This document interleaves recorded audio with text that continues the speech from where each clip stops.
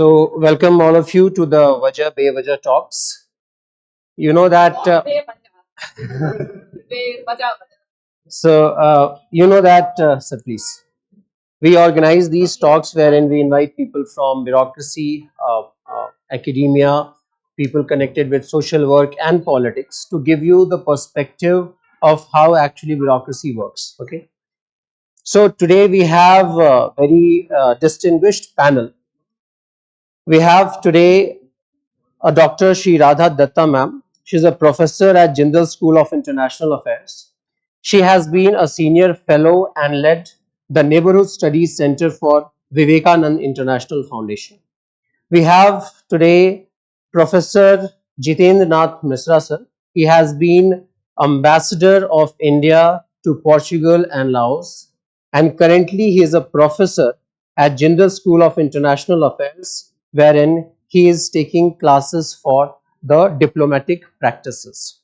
And then we have Shriram Cholia sir. You must have attended his session before when he published his recent book Friends, wherein he gave a very strategic perspective of India's foreign policy. We need updation now after. We need updation now, right? So, the topic for today's discussion is India's foreign policy in this uncertain world. And in the next 30 to 40 minutes, the panelists would be discussing this particular topic, and then we will opening the floor for questions wherein you can ask whatever doubts you are having. I'll just take this opportunity also to announce the results of civil services that came yesterday. And आपने बता दिया क्या? ठीक है. But फिर भी हम एक बार बताएंगे, right? Once more, because this is the only time when we boast about our achievements. So there have been 130 plus selections from the institute, and rank 1, rank 2, rank 14, they are all students. One very special student of ours, Manu Garg, he has got rank 91, and he in fact attended the Doordarshan program, sir, in your when the youth diplomacy program was happening, and the results have been very good this year. So thank you all of you for coming to this session, and we'll start the session. I would also like to acknowledge that political science has been like one of the best things that I have ever done in my life. And though all of you are preparing for civil services, but there are careers beyond civil services also. And just understand, political science is not just a subject, it is an empowerment. Okay. And we would also like Sri Ram sir that if he gets time to tell about what other careers and possibilities, what else you can think about political science besides civil services, because sir is in the field of academics and he has vast exposure. So sir can also let you know, and we have large number of students, and sometimes we see the students in the class who are here not just for civil services. Some people want to pursue their higher education also in political science, and they come here for some bridge type of a course.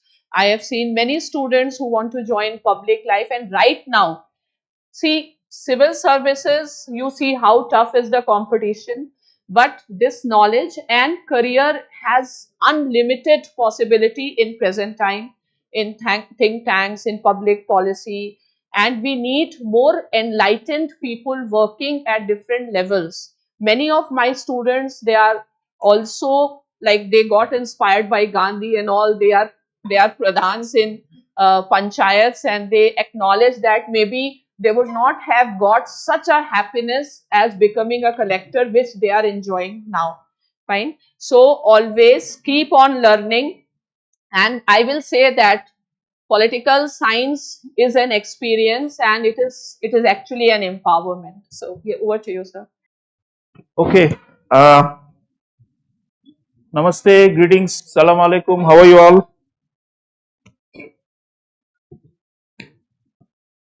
It's a very grim moment for us to gather like this, but we have to make yes and uncertainties. It is that kind of a world where nothing can be taken for granted. We thought that the valley was returning to normalcy. We thought that these incidents of terrorism and religious extremism had been contained, and we thought that we were moving towards stabilizing the situation there. And this happens. So I'm sure, as students of political science and international relations, and as students of MAM, you are all thinking about the fundamental nature of this crisis we have, which is not new, but which keeps recurring and coming back. So national security issues, terrorism, and general sense of insecurity. These are the key components of this uncertainty as we speak. And I'm really privileged to have two of my esteemed colleagues joining us today in this panel. Let me start with Professor Datta and bring her in so we can have a set of initial thoughts on uncertainty. Professor Datta, terror attacks, security issues are not the only one. There are wars going on in many parts of the world. Sudden collapses of regimes in our own neighborhood. You specialize in the neighborhood and extended neighborhood. Since 2021, since the fall of Kabul to the Taliban, we've seen regime after regime collapsing, and suddenly there's a vacuum which is being filled by hardline actors, which is then fueling more insecurity, right? And we can't be sure whether there is some domino effect, and many more are likely to follow. So I'd like you to start by reflecting on this problem that we are seeing today. Um, During the pandemic, after the pandemic, it seemed like all these many factors came together and led to these sudden collapses of regimes and sudden increase in polarization in many of these countries, and generally they seem to be highly unstable, and we don't know which path they are going, and obviously that has a huge impact on India, especially our neighborhood and extended neighborhood. If that region is on fire, it's in turmoil, then the blowback effect of it comes directly to us. So, if you could start by reflecting on this general uncertainty and lack of stability, and why you think this is happening, and what can we do about it? Thank you, Professor Cholia. Yes, as you correctly mentioned, Kabul was, of course, one of the, we saw the space, the way, the dynamism of it, the fluidity. Sri Lanka was also soon, right? And of course, things are better here again. Next to fall was the crack up was Myanmar, which has created a huge amount, 2 years running, and it's still not been able to get a hold of what are things happening from within itself. I'm not talking about the Indian point of view. Right now, as we speak, Bangladesh seems to be again in another fluid situation. So clearly, Nepal. I mean, just name it. Every country seems to be, going through that. So there are many factors. I mean, of course, largely at one thought that there is a kind of a different overdriven nationalism. The way we understood it in the past has changed. That narrative has become far more negatively driven, inclusive kind of a situation, and also at the same time not looking beyond borders. National interest was always the core factor through which every sovereign entity functioned. We understood that. But now the way we see it unfolding, there are many other factors. Another point which comes out of the COVID has been the financial uncertainty. Every in the neighborhood and elsewhere, we've seen a lot of countries go through a lot of stress and strain. While India suffered deeply in terms of medical and other issues, I think we overcame a financial, trouble and crisis much more robustly than the other in the region and outside. That also has had a thing, and as we all know, India is the only country in the region who has had, shares borders with 8 of our neighbors. That, of course, has a constant spillover. At the same time, there are two, three other factors. I mean, globally, there has been changes in leadership. The populism effect is, growing largely. We've been in and out of Europe. We've seen that very, very, kind of pinpointed issues that keep coming up, which was always there. None of these issues and factors that we're talking about were, it's not as if they were absent in the past. Just now, in this particular phase, when we thought post, 9/11, things were again coming, kind of handle over it, these factors have blown out of proportions on two factors. A, that the leadership in question itself, and some of the populism, as we've understood in the past, has not factored in what we see the kind of populism. And I think a very negative definition of populism seems to be emerging. When we were students, nationalism and populism was always very, very strong positive connotations. I think that narrative has changed very largely. Again, I would look at the strong leadership that has particularly taken a kind of a position about the world. We've seen the Russian Ukraine crisis. We are seeing what is happening in the Middle East. The Palestinian question, Israeli. I think the hardliners suddenly seem everywhere. Hardliners were always there in the world. It is not an unknown factor. But somehow they seem to be kind of taking up a larger position. Specifically coming to South Asia, there are some very good stories. Sri Lanka, for instance, is a good story. We were quite witness to the churning that was happening and the ouster of the elected government. And then, of course, right now we've got a popularly elected government there. Stabilizing our relationship with India, of course, was been a very good thing for us. We also seen we've lost some friends. Coming back to this terror situation that just faced few hours ago in Kashmir. For long, we thought that we were able to contain it because through not only our diplomatic overreach, but also through the fact that India was trying to work with everyone. We've seen that I think nobody in the world has recognized the Taliban government officially. But we realize that pragmatism requires that we also, because we've always worked for the people. It's not only just government to government, state to state. Most of what we do in the neighborhood is tuned towards ensuring it's beneficial to the people of the region.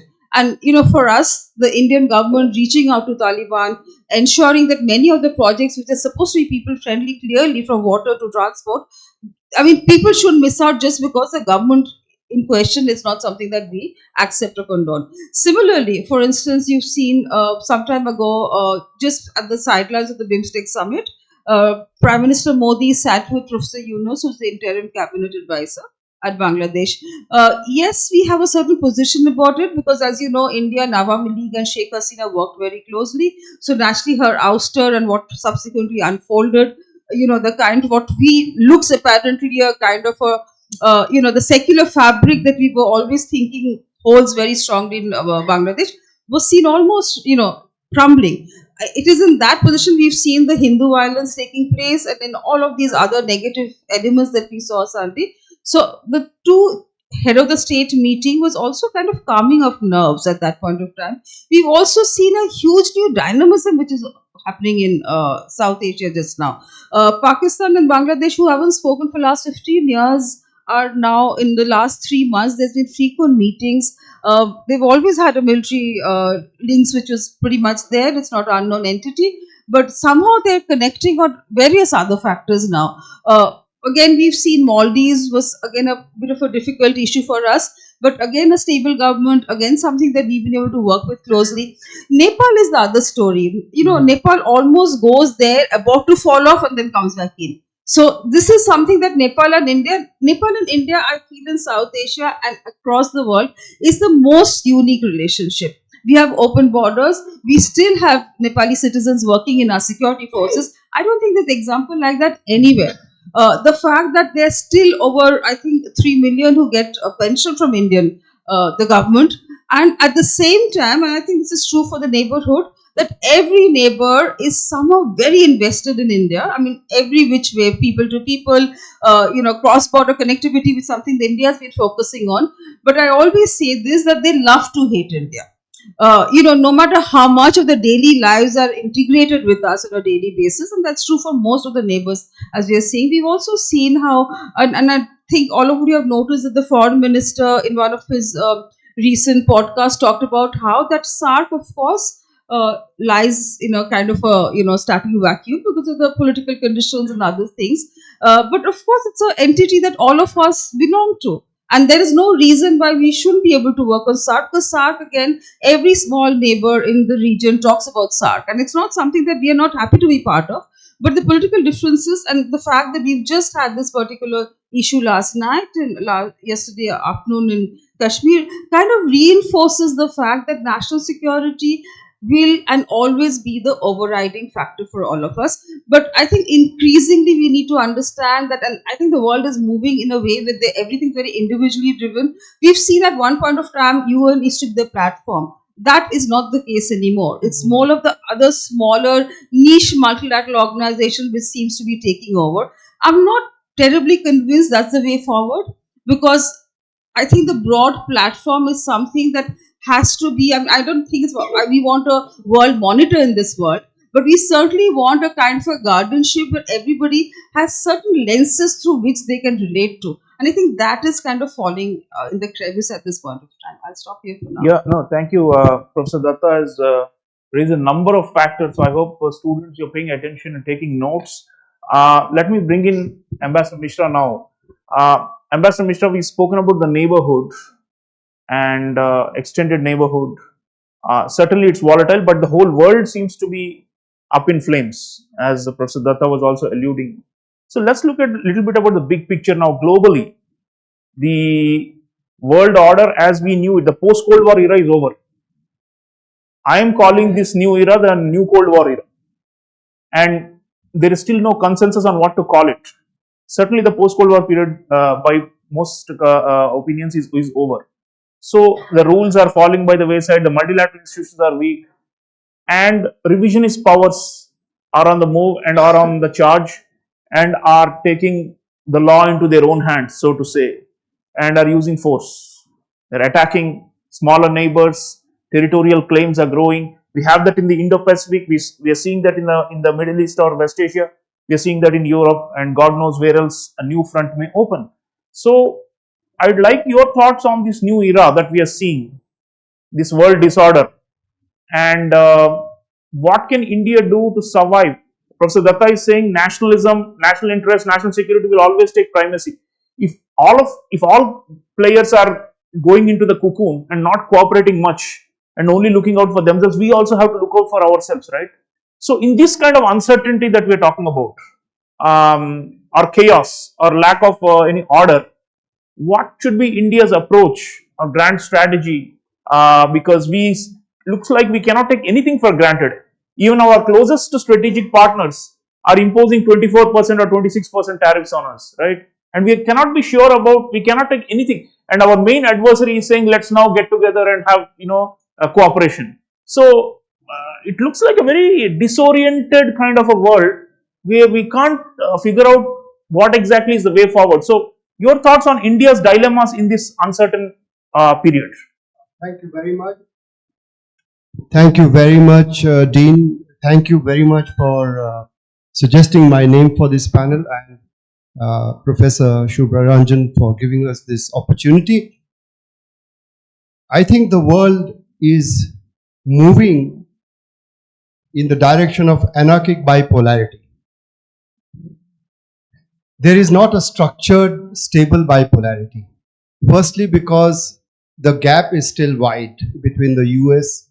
GDP is about $25 trillion, China is about 19, India is only 4.2, 4.3. And the interesting thing is that Indians are so despondent vis-a-vis China. Why? It always baffles me. Because we are actually closing the gap. It's now 4.5, not 5.5. India is 4.3 trillion, China is about 18 trillion. So that's not 5.5 times. And it is a myth to say, you spoke about China, our adversary becoming friendly.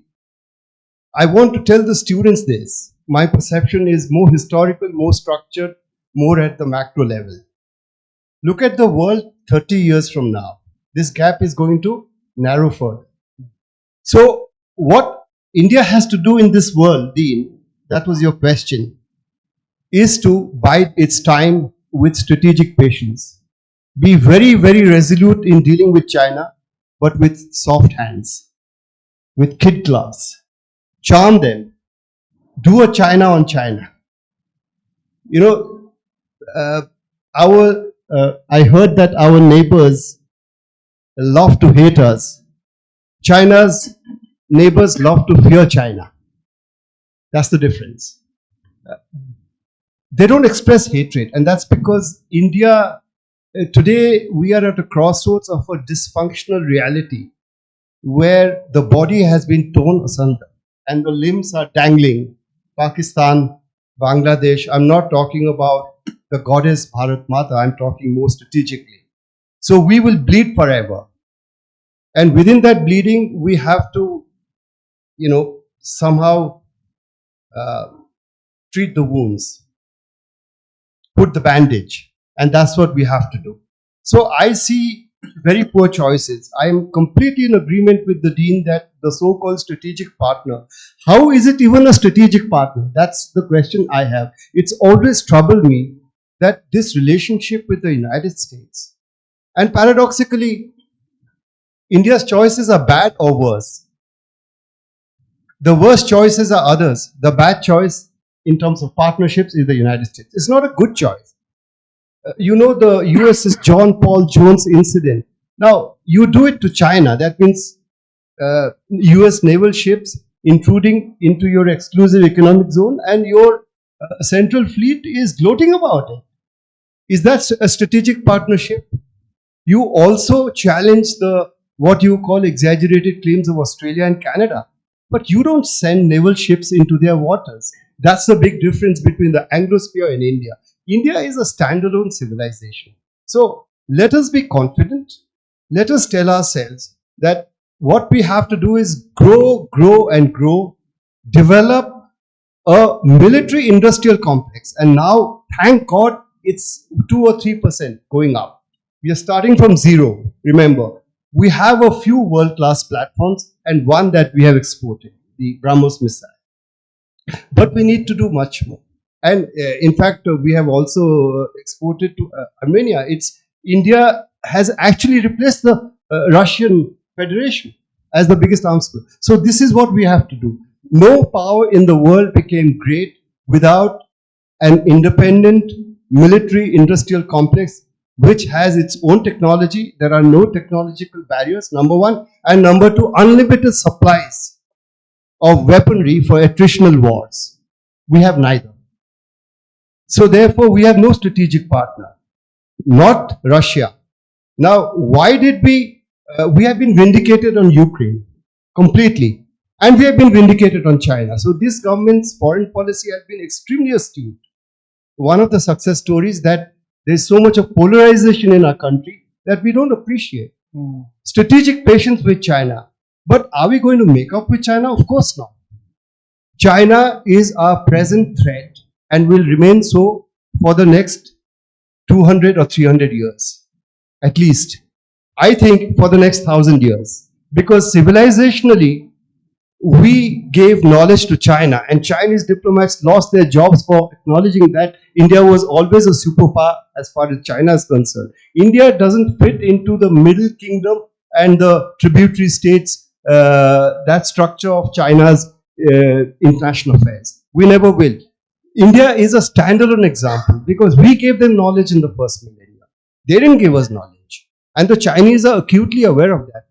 They pretend that India is a secondary threat. It's not a real threat. It's no equal. That's all pretense. Friends, it is very, very important to understand that they take India very seriously. If you read Chinese sources in Chinese in translation, and now there are lots of good scholars here.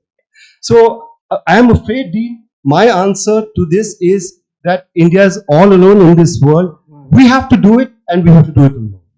Okay, we are all alone in this world, says. With the caveat that we have partners who are shifting like shifting sands. So we have to navigate that very carefully. So we have a lot of uncertain friends. Those of you who read my book, friends, know that I tend to be a little more positive about our strategic partners. But of course, there are downsides and risks, and that's what Ambassador Mishra is pointing out. You know, his entire career he worked on building close bilateral ties with many of our strategic partners. So But all he's saying is that in today's time, nothing can be taken for granted.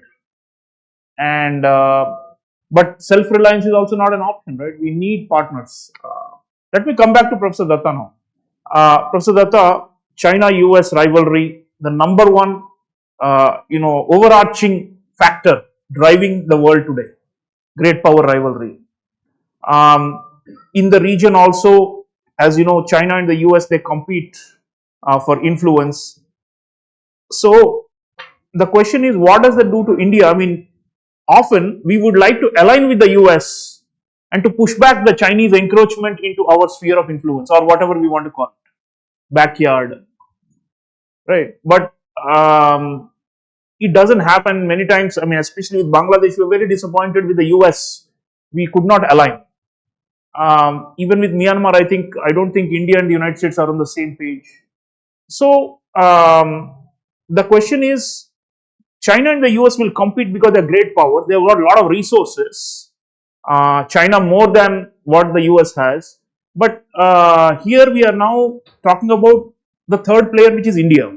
We are not yet a great power, but in this region, in the extended region of South Asia and beyond, we are the major power. We have always been the predominant power in the naval sphere, and also politically and socially and culturally.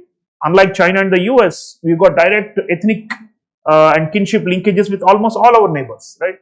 So, and Ambassador was talking about the body. So if you go back to the Akhand Bharat idea, India is the civilizational center of this whole region, right? So what do we do when there is China-US rivalry and we are not able to align with the US? There's no question of aligning with China for obvious reasons, because they are competing and trying to stop or stymie our rise. So do we just go it alone, or do we bring in other players like Japan, like I have shown in my book, Friends? Your thoughts on this uncertainty factor with China-US rivalry, which is also not static. Under Biden, China-US rivalry was something else. Under Trump, it is looking at something else. It's more confused. So what do we do? How do we assume clear great power competition, or we can't even make that assumption? And what should be our strategy to deal with this China-US competition in the extended neighborhood? Exactly. Exactly as you've mentioned, it's so dynamic and completely changing the course so very often that for Indian option, there is no one fit all.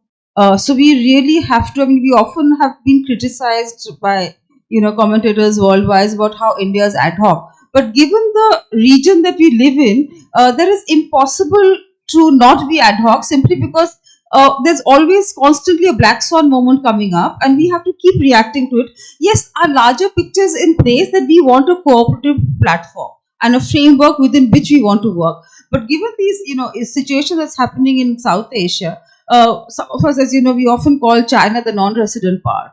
And while we've always talked about it, I know a new department came up in the MEA for that, in terms of the soft power that we have. I think, that is something, while I also argue that power is always hard.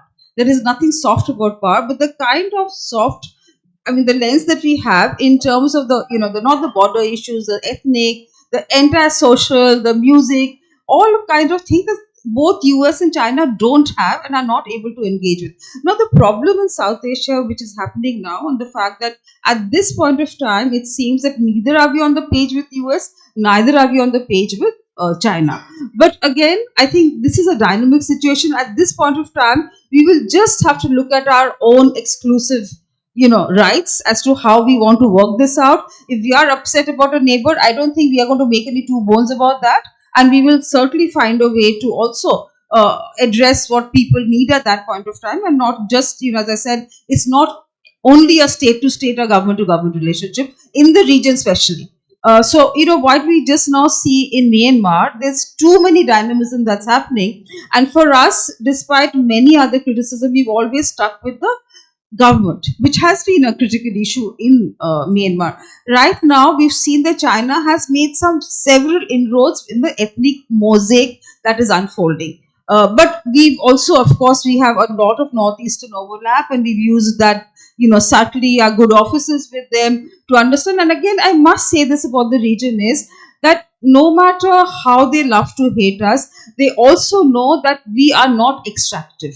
which is unlike what they think about US and what they think about China. I think that is where we make a different nuance in our relationship. Yes, they're angry with India all the time because their expectations out of India are so much.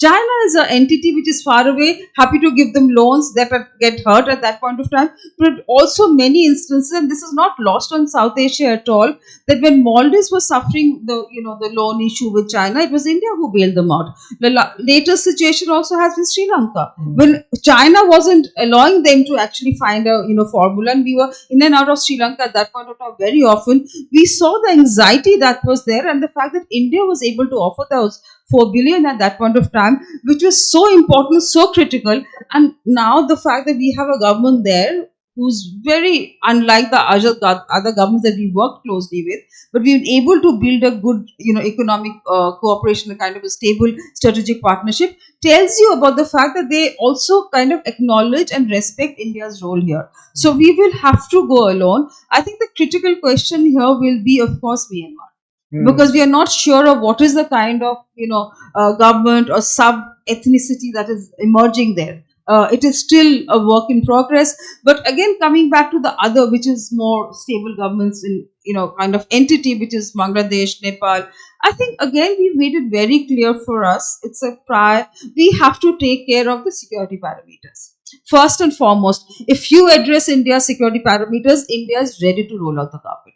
I think that's something that we'll have to do again within here. I think, but at the same time, while we are not on the same page with US and China, I also think our engaging them on South Asia is important. It's not that we don't agree, so let's not talk. We disagree with each other, but let's find common grounds, because for very long, I mean, just before this particular phase, we've seen US always. We had a feeling that US used to think that South Asia is very far away. Let India handle it. We are on the same page. Right now, under Trump, I think that has drastically changed. But at the same time, again, we talked about the strategic partnership that we have. I think pragmatism is the way forward. We don't have to be emotive about any of the equations and relationship, but as the case may be, engage, as the case may be, disengage. Yeah, no, that's I think sagacious advice. Let me bring in Ambassador Mr. on another aspect, which is the economic nationalism and economic warfare. So far, we've spoken about core military and hard geopolitics. Let's talk about this aspect. So, trade war has been unleashed, and a lot of the supply chains are getting reoriented. And we see that whatever Trump's intentions are of, bringing back manufacturing from China back to the US and all that, that may be his long-term strategy. But on the ground, what we are witnessing is China is making deeper and deeper inroads in East Asia and in the Indo-Pacific region now, through economic deals. We saw President Xi Jinping visiting important Southeast Asian countries just now, clearly to send the message that the US is unreliable, we are reliable, so you come over to our side, right? So pressure and inducement, both of these China is now going to use to reshape this whole region. Now, for India, we were supposed to believe in the Indo-Pacific strategy and to go along with the Indo-Pacific strategy. But if Indo-Pacific itself is being, broken into shreds or is being undermined from within through this economic war, then how do we even expect the Indo-Pacific to remain balanced? Because it looks like if the tariffs and all are not rolled back, I mean, Trump might roll them back. He's been saying these are reversible. These are like for bargaining only. But suppose there are no settlements and this stretches and stretches for the next 4 years at least, as long as he's in power, in some form or the other, he keeps on making demands on allies and partners. Then the likelihood is they'll all drift towards China, isn't it? So, which means that Quad, Indo-Pacific. So, what I'm saying is the economic is also linked to the geopolitical question here. So, what is our option here now? Should we look at maybe coalitions of middle powers without the US being involved, but which is still primarily aimed at checking excessive Chinese hegemony?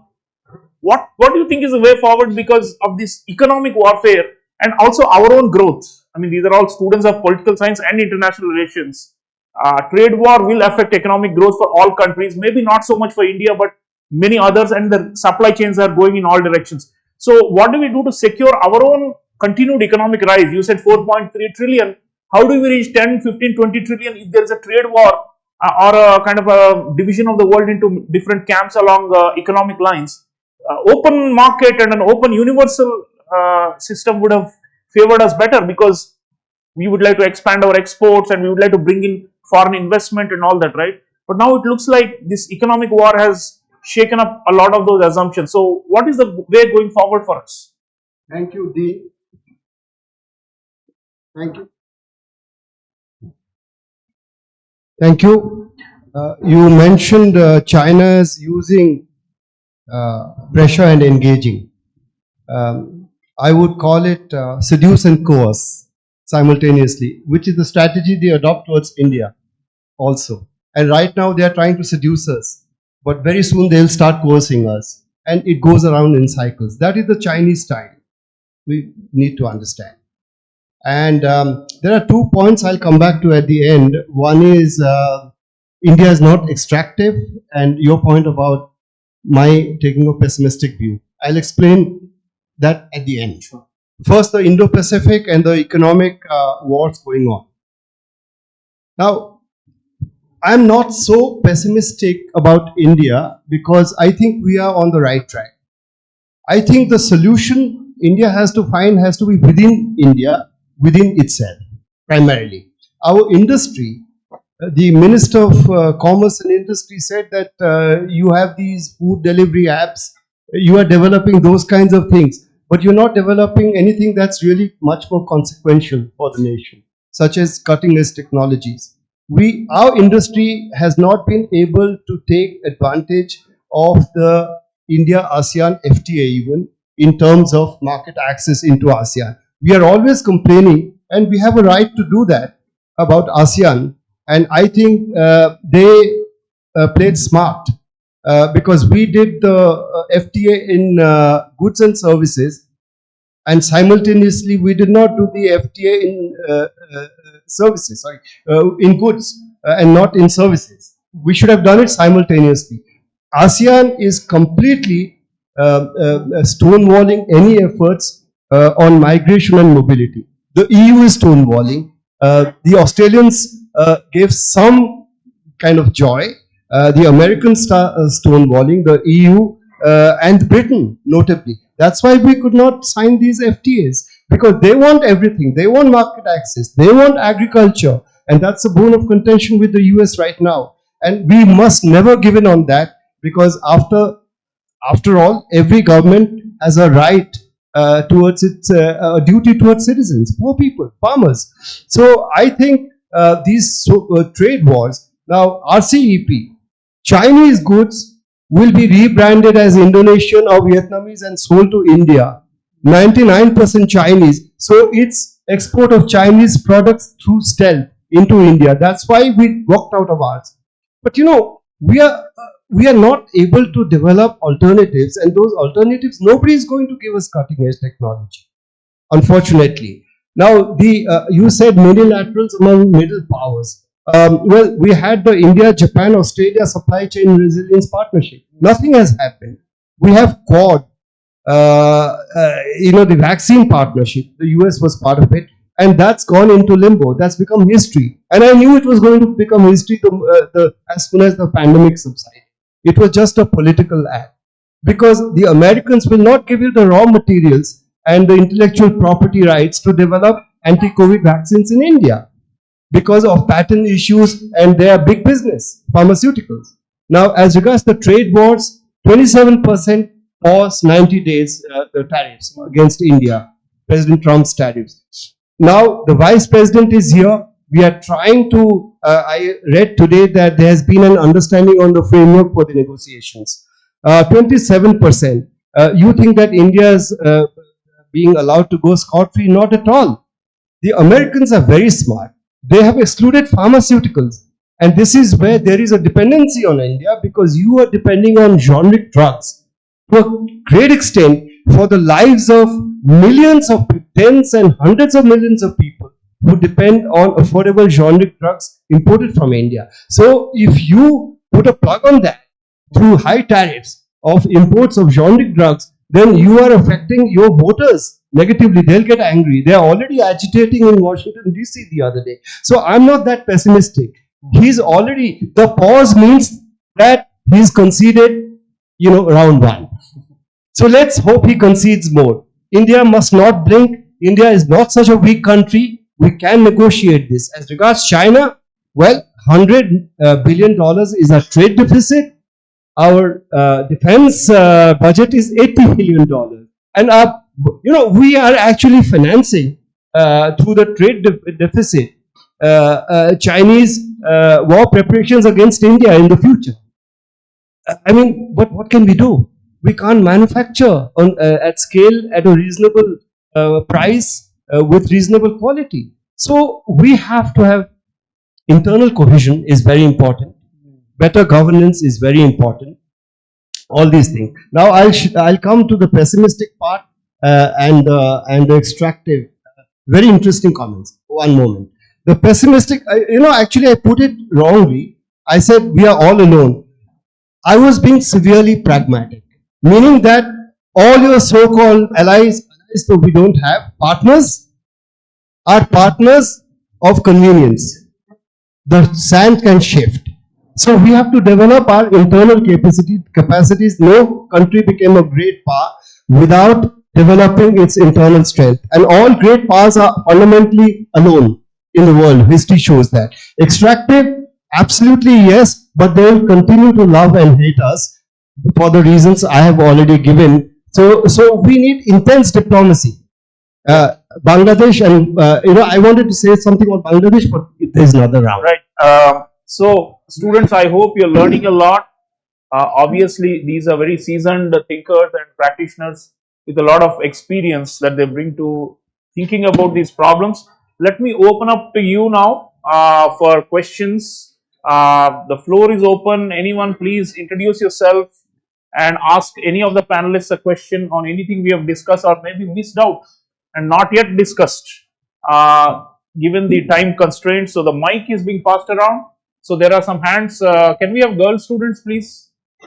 Always girl students first. Can we have girl students? Anyone want to ask question? Yes. Before they ask question, one question from my side.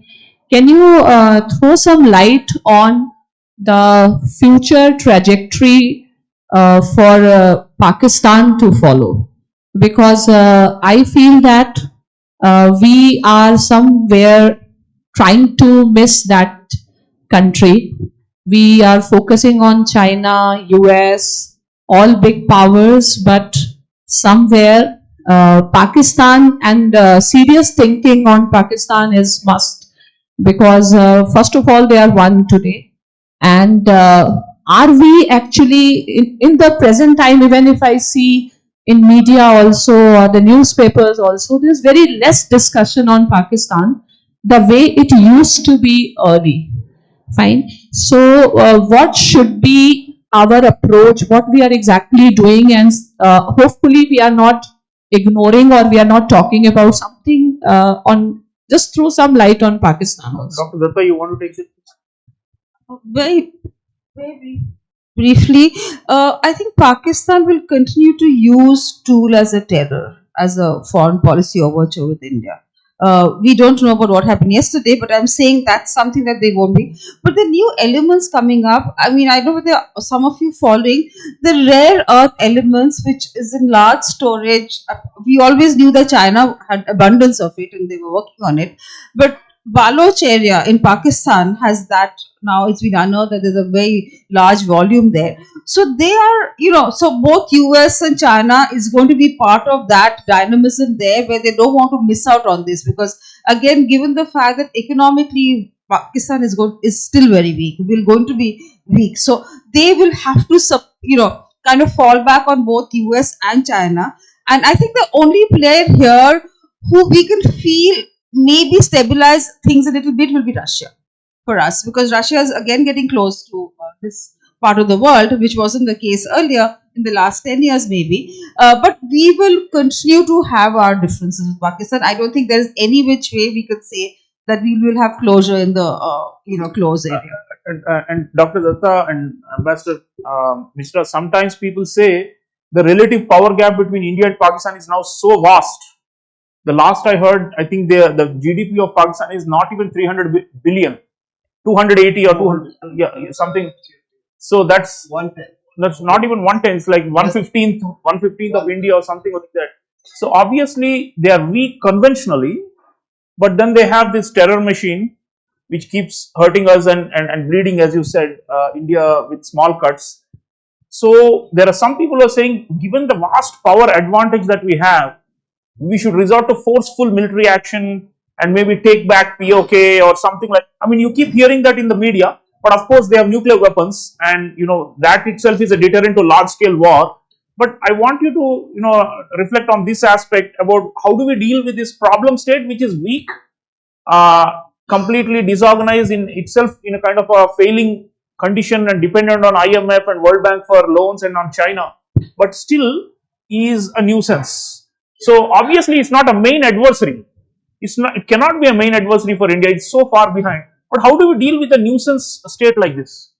Thank you. Pakistan is a present threat. It is a secondary threat. China is a primary threat. But Pakistan has nuclear weapons. North Korea punches far above its weight. You took out Libya, you took out Iraq. They didn't have nuclear weapons. So nuclear weapons are a great equalizer. And I think India's statements by our leadership to take back Pakistan occupied Kashmir, I think that those statements are more rhetorical than expressions of real intent.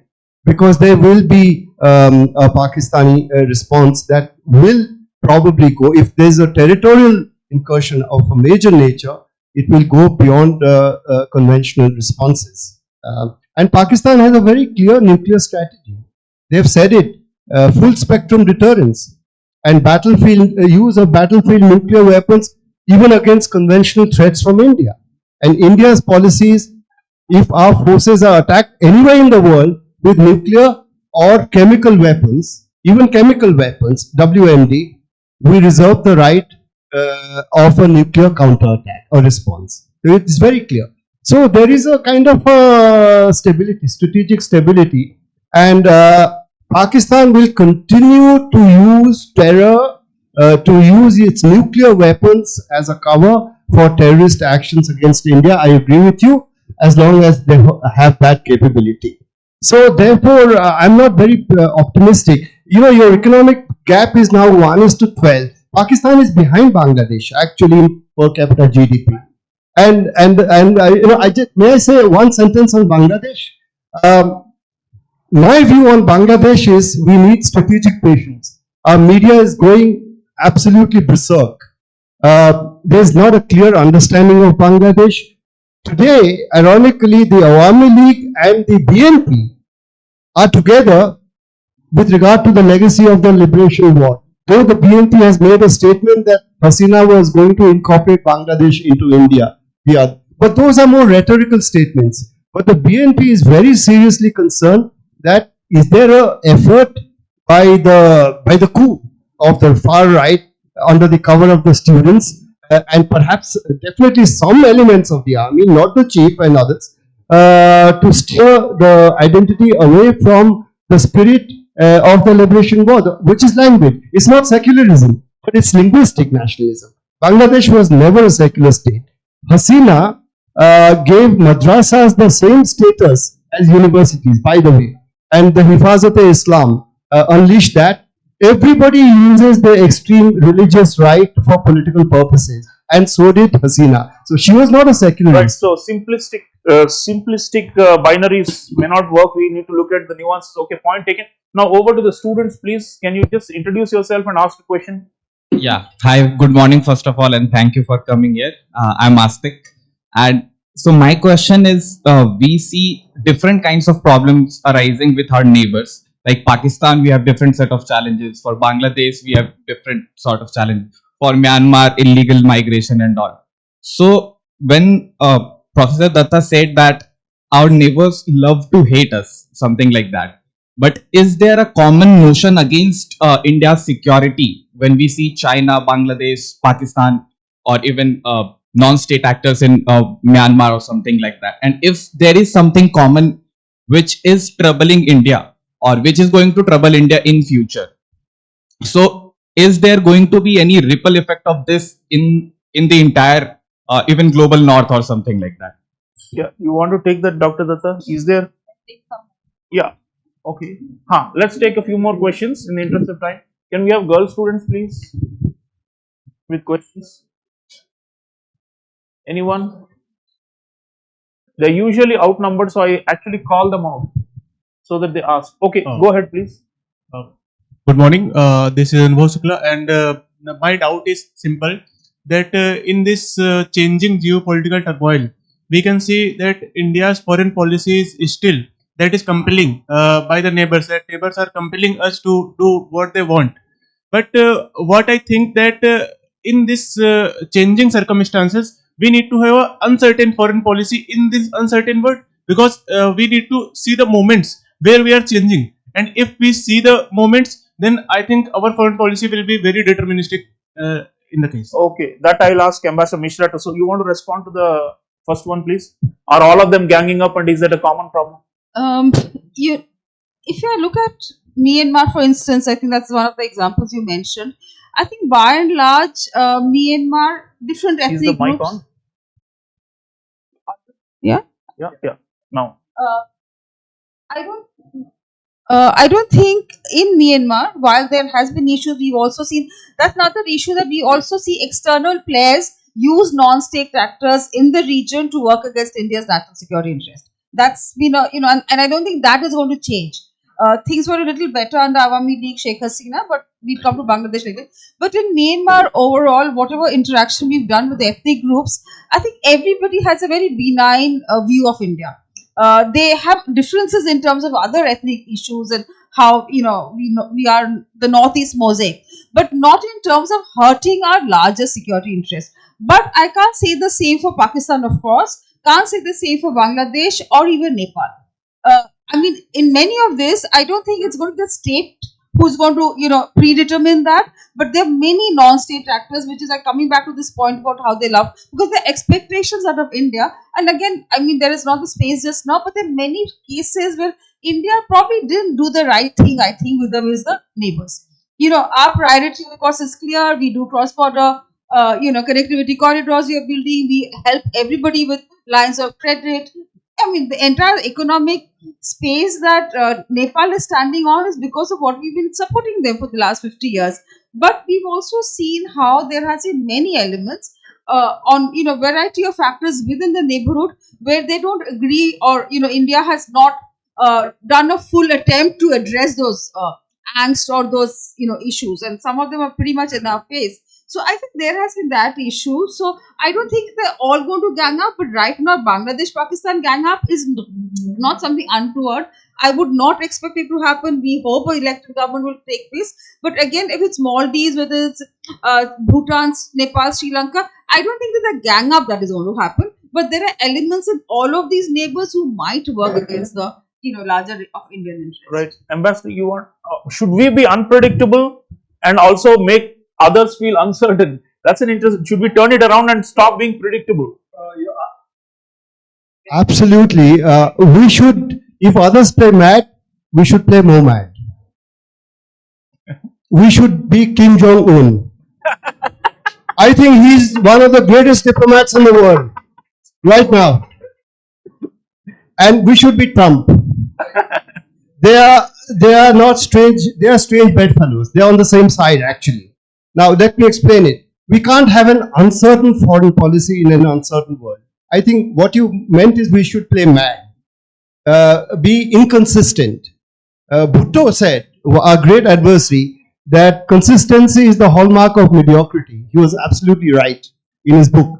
What I mean is, the government has played mad, Balakot. If you play mad, we'll play more mad. It gave us peace for no major terror attack till yesterday for 5 years. It was going to happen. I knew it was going to happen. If it's not going to die away. And it happened during the visit of the US Vice President. Chhattisgarh Singh Pura in Kashmir happened during the visit of President Clinton. So you're telling the world, the Indians can't even look after their own citizens. How can they look after their neighbors and give them security for all? Sagar, that's the message. but we must not waver. Now, uncertainty, what I'm saying is this government has balanced its relations very well. India will never have an alliance. India is too strong and powerful as a great power, aspiring great power and a civilization state. But we are playing that. China, Pakistan, to prevent any kind of unilateral steps by the US to make up with China, which they will in the next few years, I'm sure, in some way. You are making up with China on your own. You are taking preemptive action. India, that is, taking preemptive action. And even with Pakistan, I suspect there's always an under the table conversation going on. Pakistanis love to make deals with India, I can tell you. Yeah, and also strategic surprise, like you said, maybe you will see actions in, I'm sure, in the coming days and weeks. Okay, more questions. Last round, we are running out of time. Can we have some on that side, please? That side.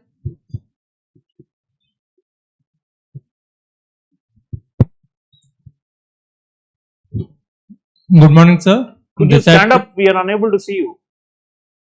Thank you. Good morning, sir. This is Prabhat. Sir, my question is, some hyper-realist scholars like Bharat Karnad views India-US as an adversary in the long term. Why they view this relationship like that? Okay, excellent. I myself will answer that. Why do some hyper realists consider India and the US as adversaries?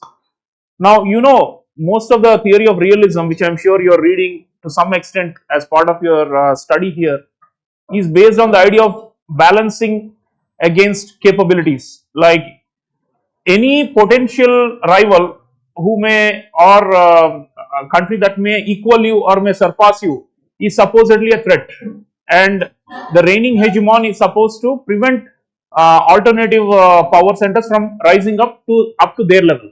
That is what the realist theory says, right?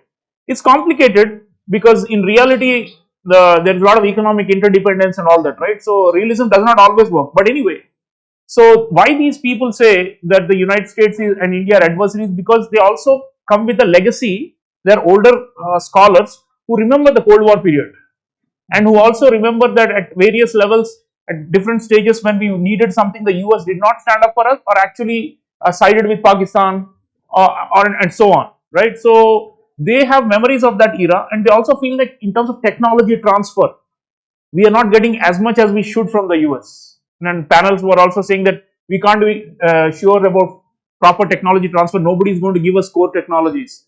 So, for example, just look at the GE jet engine deal that Biden administration and India signed.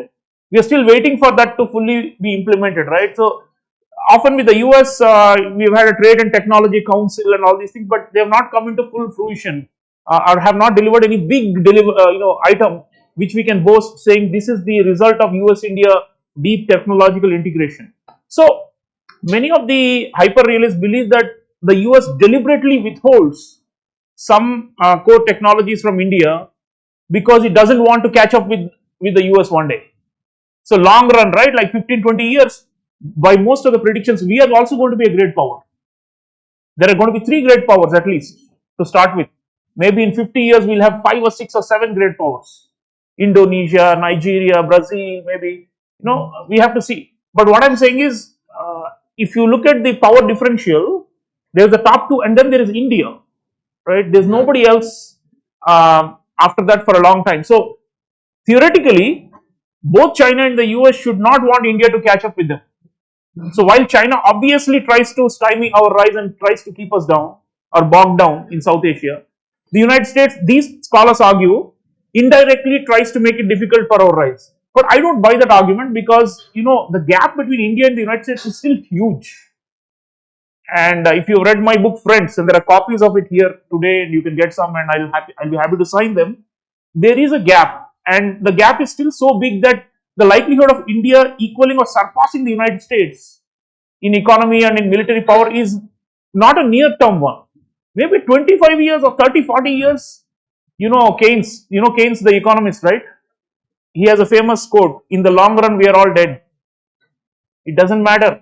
So, I don't think the United States today has a grand strategy to prevent India's rise because one day it may catch up with the US. And by the way, there is also the democratic peace theory, which is more like a liberal theory, which says that democratic hegemons do not mind other democratic partners or countries from equaling them or even surpassing them. If you read this book about Destined for War, by a very famous American scholar, the name is just Graham Allison. Thank you, ma'am. So Allison shows that transitions of power from a hegemon to another hegemon who both share the same political system are generally smoother and they don't involve war. So if China overtakes the United States, it's a problem for the US, and they will try.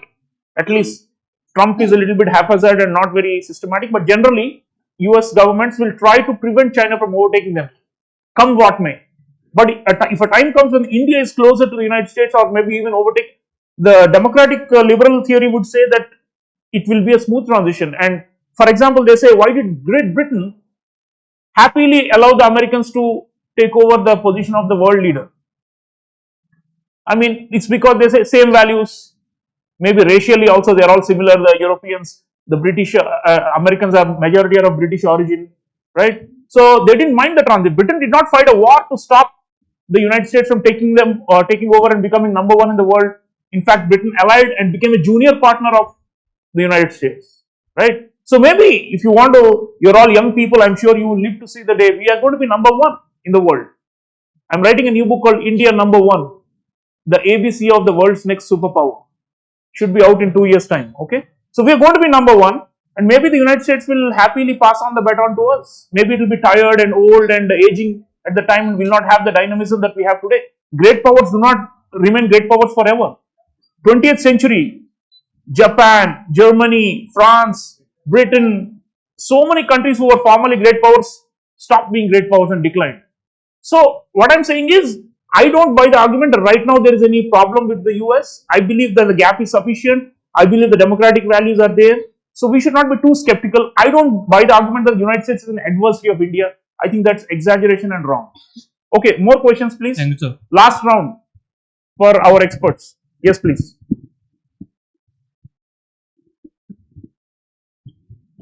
Good morning, everyone.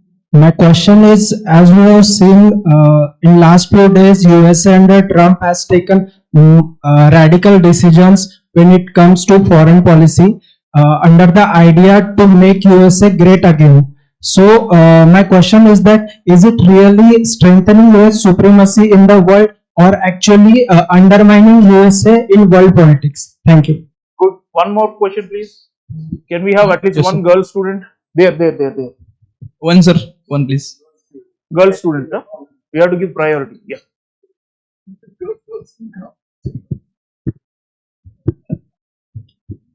Good morning, everyone. So, in today's time, our relations are becoming friendly with West Asian Islamic countries. So, is it going to help us in countering China? And what should be our future perspective? Focusing on acting east or focusing on the west? Good. You want to take the first question on is it strengthening the US or weakening the US? This economic Trump's policies. Yeah.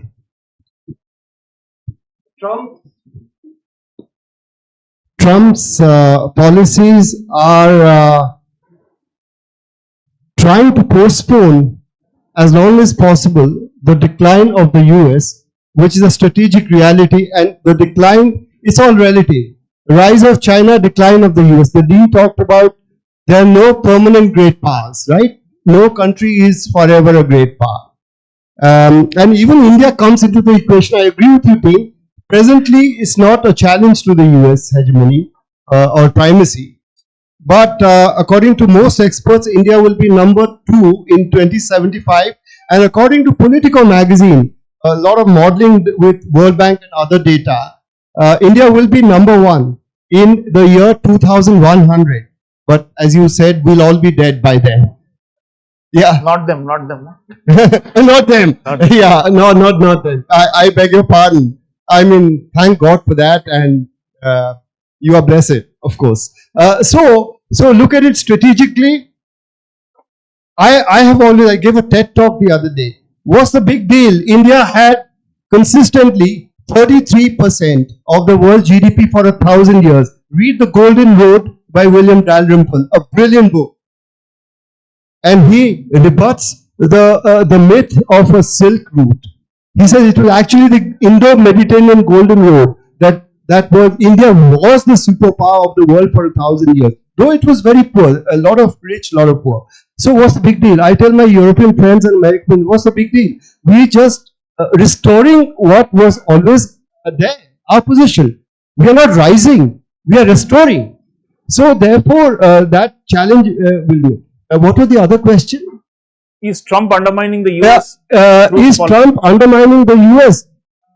I'm not sure. I don't have an answer, but I think he's playing mad, deliberately playing mad. I think it is a very clear strategy. You know, you pulverize the opposition to losing their minds, panicking, and coming on the table to negotiate on the issues that they refuse to negotiate. India is a great example. India is trying to take preemptive action. I think that's not right because that shows a weakness of sorts. Don't blink. Don't take preemptive action. Don't be sugary sweet with them. There's no need. Just be very severely pragmatic. India has strength, and China is appealing to the Southeast Asians, as you said. That's smart diplomacy because there is an uncertainty of the challenge from the US. But I think it'll all end well on both sides, Yeah. and we'll be left out. You know, just hear what J.D. Vance, the US Vice President, said about Prime Minister Modi. He says, you know, he's great, and you know, we have a great, and then he says, but he's a very tough negotiator. So it's not like we are just caving in or just appeasing the youth. That's that's part of the domestic polemics, you know, in India. Why are we not tough? We should be, you know, teaching them a lesson, that kind of thing. But in reality, we are not caving in. The negotiation, there are so many sectors and items on which the bilateral trade agreement is happening, and it's clearly going to be give and take, right? And Trump also knows that. It's not like he's going to railroad India into simply following whatever they want us to do. Professor Datta, last question on our outreach to Islamic world, Islamic countries. I just wrote an opinion piece in Dainik Jagran. Hindi आप में से जिन जिन को आता है और जब पढ़ते हैं, कल के समाचार पत्र में मैंने एक स्तंभलेख लिखा था ये कि पश्चिम एशिया में भारत की बढ़ती पैठ. Okay, please read it. I'm talking about the regional engagement that we are doing and why we have become bigger players in that region. And by the way, they are also playing a hand and helping us in Kashmir. Many of you may or may not be aware, especially Emirates. So if you read my book, friends, you will see what the UAE is doing for us. But outreach to the Islamic world, how much can that help us, Professor Datta, in dealing with, for example, Islamic radicalism that we have right here now with Bangladesh, Pakistan and Afghanistan? I think substantially because I think this government's one of its best, I think, outreach has been to that particular world, and it's not about the energy, not about economic cooperation, but of a larger strategic. And I think we are almost honing on the in terms of the value system, which was very different earlier. But I think we've been able to overcome our usual hesitancy earlier to reach out for a variety of questions, and the way we've managed the Palestinian question and Israeli relationship, as well as looking at Middle East, UAE, the I2, U2 kind of. I think on this particular region we are doing very well, and I think it's going to work in our favor in terms of both the radicalism as well as in terms of our economic heft, and I think that's something that we can't undermine. I just wanted to add one thing. The other factor which is going to change the entire dynamism in the world is technology. The kind of technology that China has now, which is all self-taught. Earlier, every Chinese student used to be, brought up in the US system or elsewhere. If you look at the deep seek and everything else now, these are all university students from within China. This is now going to have a huge influence in the way the world dynamics change, and I think we have to look out for that. Right, okay, great discussion.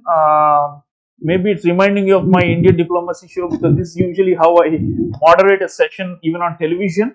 But let me just conclude by saying that this uncertain world, obviously different viewpoints have been shared, and there is no single silver bullet that can solve the problem of an uncertain world. So it's not like we are sleeping at the wheel. Sometimes it's easy to just throw a casual criticism that क्या कर रहा भाई ये सारे पड़ोसी हमारे खिलाफ हो गए. It's a very easy thing to say, right? What do? Do we militarily intervene? Do we use economic incentives? Do we relook our approach to connectivity? Do we bring in values into it? Indian values, Indian ethos, or universal values, and try to reshape the region in more moderate fashion as we would like. And going beyond the region, what do we do with this China-US rivalry? Dr. Jaishankar has said that multipolar Asia and multipolar world are linked, and the great power rivalry, meaning China-US contestation, is the context for it, and we have to capitalize on that. We have to take advantage of that, right? So we have to also apply the Chanakya Niti and all those things. So obviously, a session like this will not answer all the questions or solve all the problems. But what I'm saying is, let us be aware of these different strands of thought, and I hope that each of you will have your own opinion on this fact, on these issues. It's good to hear from experts and to take notes and to weigh the pros and cons of what we have all said. And it's good to do debate, but ultimately, when you go to your exam, when you look for a career, ma'am asked me to speak about alternative careers. Let me just mention a few where opinion and thought leadership are critical. Where it's not just synthesizing the views of others. It's like boldly giving your own opinion or view. And please, I humbly request you all to avoid the pitfalls of relying on generative AI. This has become a plague in the universities, also at General University. We are facing the same thing, where students are just typing whatever question they want on even their own subjective opinions. They are trying to get out of generative AI. I think that the dishonesty and the lack of academic integrity will cost you in the long run. And of course, we can use them to collate information and to give you maybe a summary of all the facts. That's okay. That saves you time. I'm not saying don't use generative AI. All I'm saying is, end of the day, apply your own mind. And without that, you will not be, you will not stand out. So whichever career, now let me mention a few fields apart from the civil services, which ma'am asked me to. News media, and not only traditional news, not only newspapers and magazines and television. There are all these online news sites which are very popular, like the print, for example. Just to give you one example, right? These are flourishing, and they need content writers. They need people who have knowledge and understanding of politics and international affairs every day to be able to write stories. They don't take from PTI or AMI and just republish, because that doesn't give them originality. So they need to have continuous content. Sometimes just in time inventory in business, just in time story, like within quicker reactions, because these are online. So Quint and Scroll, and there's so many other, First Post, I'm just mentioning a few well-known ones. So they are looking for people like you with degrees and the background and the training that you have. That's one. Embassies, high commissions and consulates, they need a lot of local staff, Indian staff who have language skills. For example, if there is a consulate in Bengaluru, is there anyone from Karnataka here? Okay. Anyone from Kerala here? Anyone from Maharashtra here? Okay. I'm just asking so because it's a nationwide audience here, not just Delhi NCR.